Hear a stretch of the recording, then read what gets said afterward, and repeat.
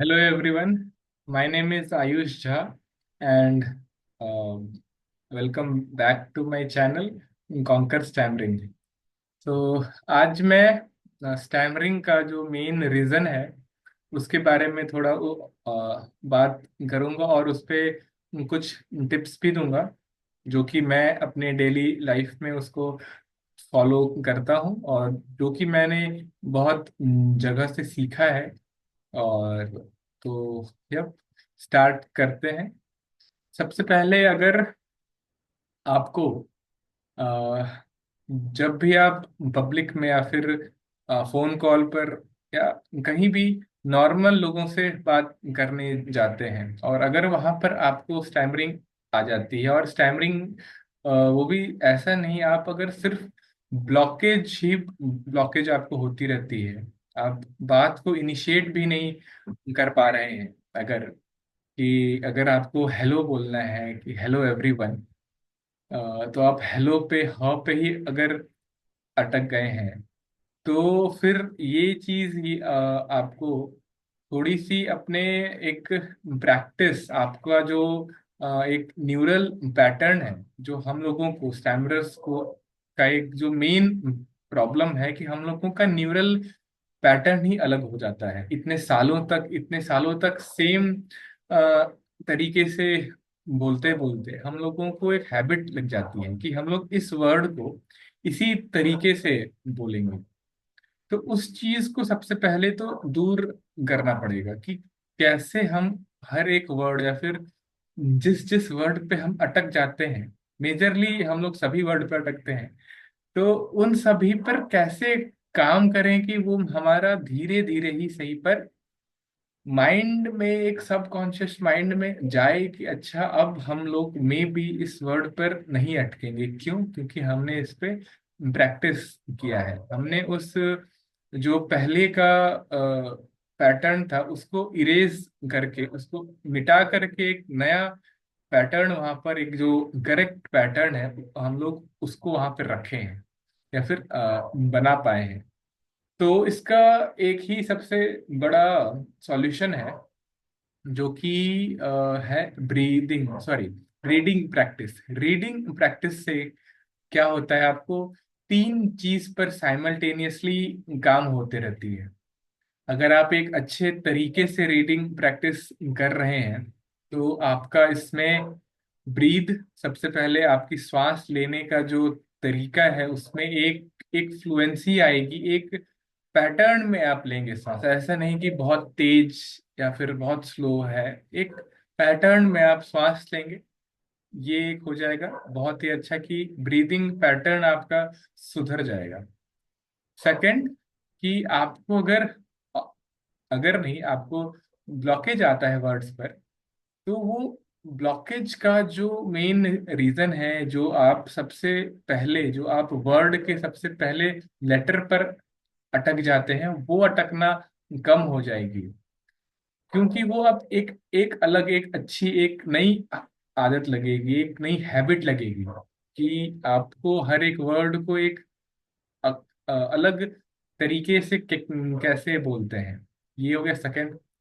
Third है कि आपका जो लंग्स है और डायफ्राम है, मतलब क्योंकि आप एक बार में एक श्वास में बहुत कम शब्द बोलेंगे और जोर जोर से बोलेंगे अपने रीडिंग प्रैक्टिस में, तो बोलते टाइम आपका लंग्स बहुत बार इलोंगेट होगा, मतलब बहुत बार फैलेगा और बहुत बार रिलैक्स और कॉन्ट्रैक्ट होगा। तो उस चीज में आपकी सांस बहुत फूल जाएगी, बहुत आप हांफने लगेंगे अगर आप कंटिन्यूअस 20 मिनट तक रीडिंग प्रैक्टिस जोर जोर से बोलकर करते हैं।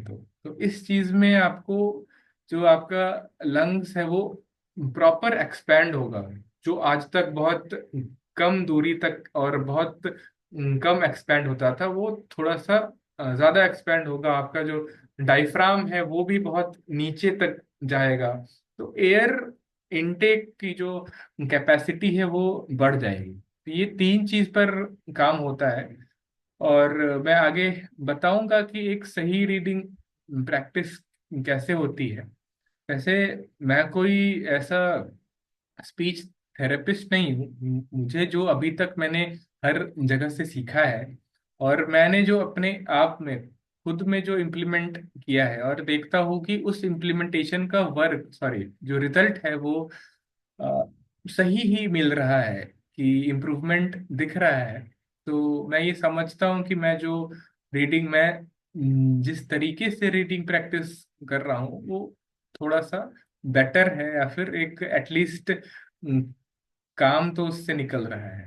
तो सबसे पहले रीडिंग प्रैक्टिस में अ, तीन चीज पर काम होता है: आपके ब्रीदिंग पर, आपके ब्लॉकेज जो वर्ड्स हैं उसमें एयर निकलने पर, और तीसरे आपके लंग्स और डायफ्राम का जो मूवमेंट है उस पर।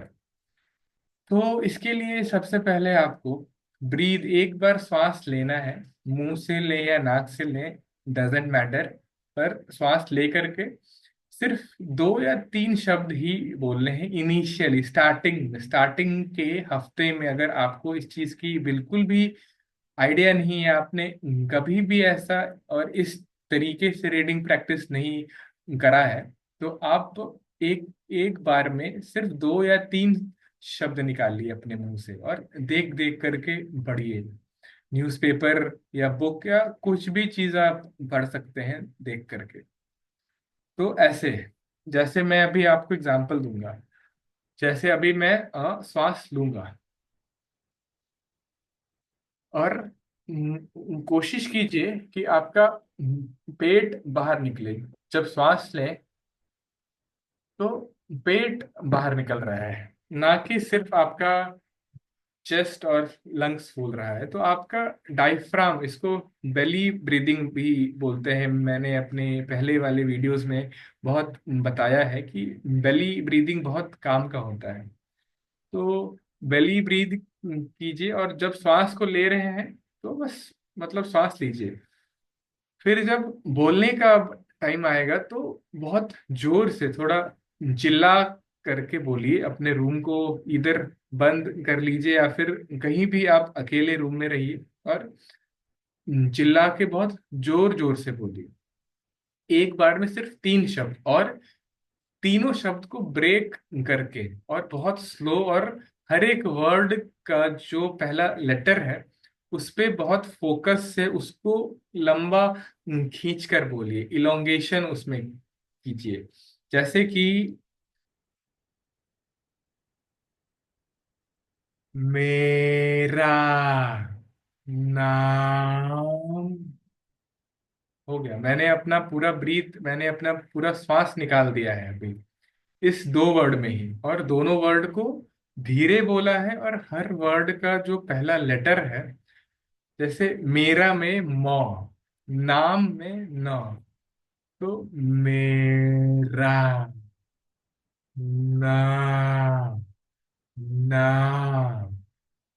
ये इसीलिए होता है क्योंकि अगर बहुत लोगों को नाम में न पर ही ब्लॉकेज आ जाती है, तो न मुंह से निकले, मुंह पूरा खुले, मुंह पूरा खुल जाए, उसके लिए नाम, नाम, ऐसे, मेरा।